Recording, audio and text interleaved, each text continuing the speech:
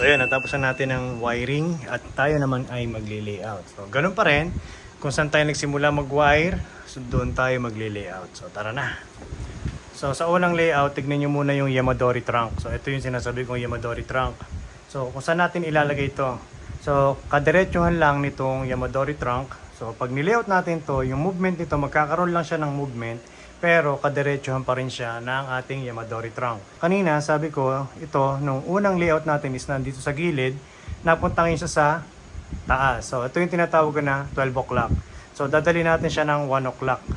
Yung mismong layout nung secondary. So kailangan natin ng pliers. Twist natin. Tanggalin natin to para makita nyo. Ayan, nakita nyo? Kanina nasa taas to, di ba? So nung tinwist natin, nandito na ngayon siya sa 1 o'clock, hindi na siya tumubo sa 12 o'clock. So layout natin ng konti. Pati ito. So ito mga idol, di natin kailangan ha.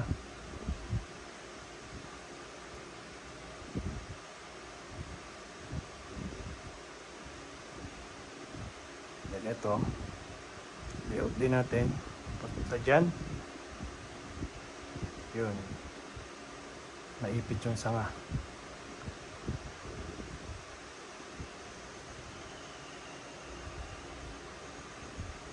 So ito hindi mo natin wawiringan para mabilis siyang mag-wire. Kasi pag ito nilayout natin, mabagal yan.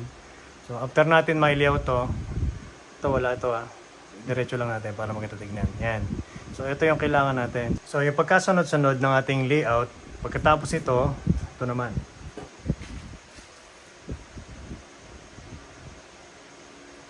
So ito twist natin to. Parehas na sa kanan, dadali natin ng kaliwa yung isa.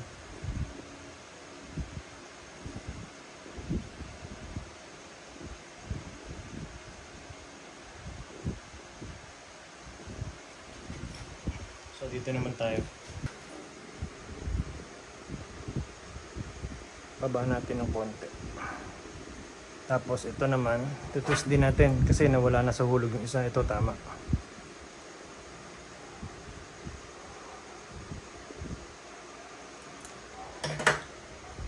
So diretso natin to.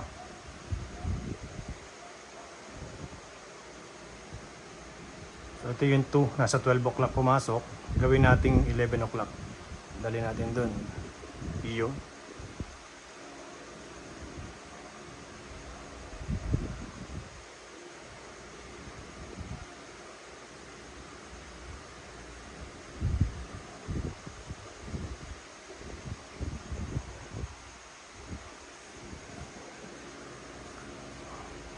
Dito naman tayo ngayon.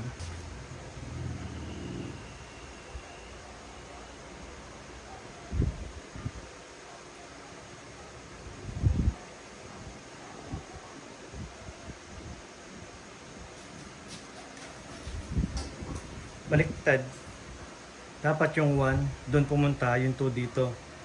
Kasi mas malayo itong sanga na to compare dito. Tingnan nyo. Nakita nyo? Ito yung sanga nasa una, ito naman nasa harap. Ngayon, dapat ito, yung 1 ito, doon pumunta para mag-fill up sa negative space. So, twist natin yan.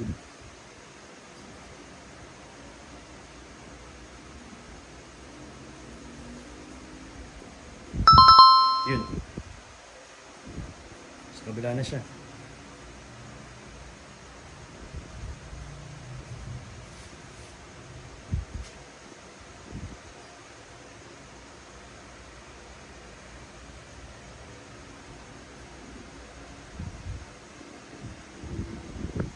Nakita niyo?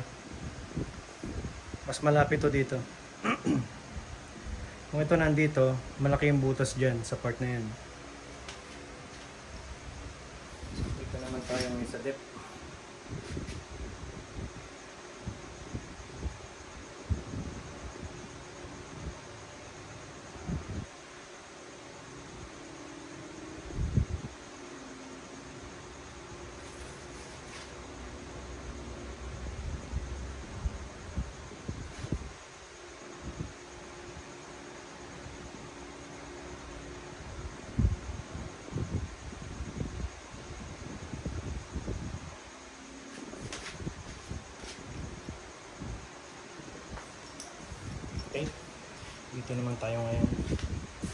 So nangyayari talaga yung tinitwist sa mga sanga. Gawa na yung secondary. Sa first layout, second layout, nawawala yung layout na yun. Kasi tinatangay na ng sanga yung wire. Hindi na kaya ng wire yung sanga.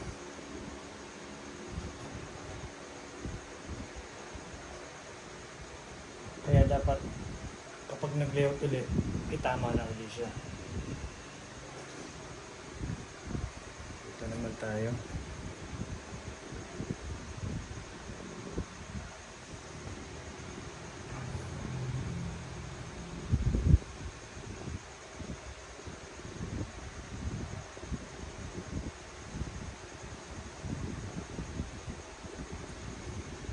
So ito, hindi mo natin wawiringan. Hayaan lang muna natin para mas mabilis.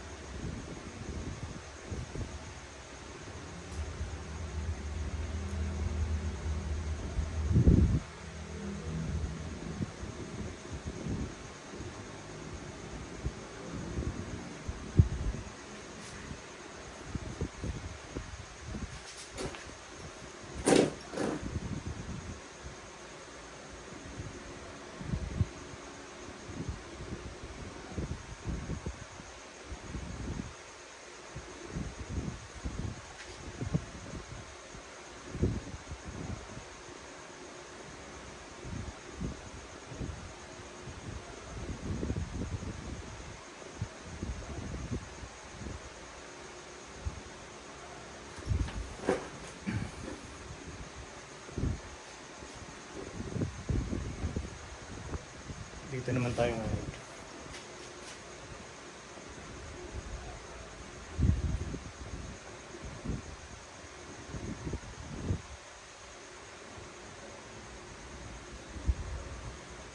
Sa layout na to, nakakalito yan kasi may mga nakatayo. So yun yung tinatawag nating antena kasi kinakailangan pa natin palakihin yung mga sanga. Kaya di pa tayo nagpuputol at di pa tayo nagdadapa ng mga sanga na yan.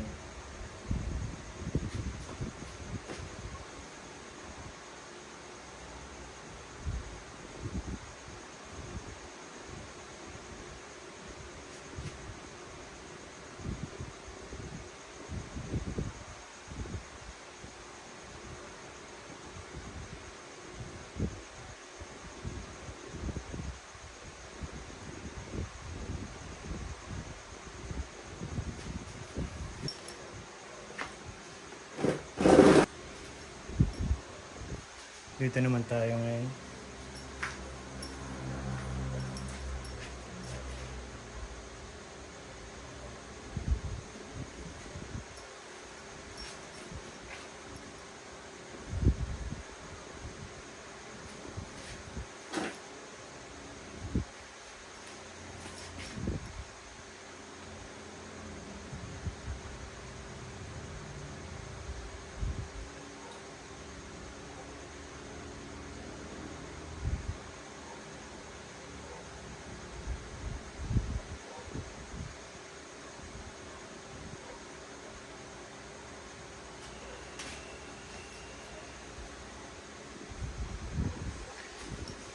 So, yan, natapos na natin ang layout at ngayon, iaangat naman natin yung mga gagawin nating antena.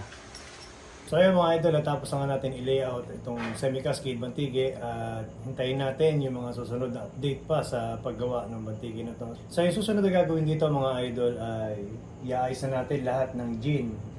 Shari, lilinisin din natin. So, yun yung susunod na gagawin dito. So, magpapahinga to ng wire. After nitong layout wiring na to, after mga ilang buwan, babaklasin natin yung wire and then papahinga natin muna siya. Then yung susunod na wiring, doon natin gagawin na yung mga jeans shari. So yun lang mga idol, maraming salamat sa inyong panonood at suporta sa Art Bonsai 101.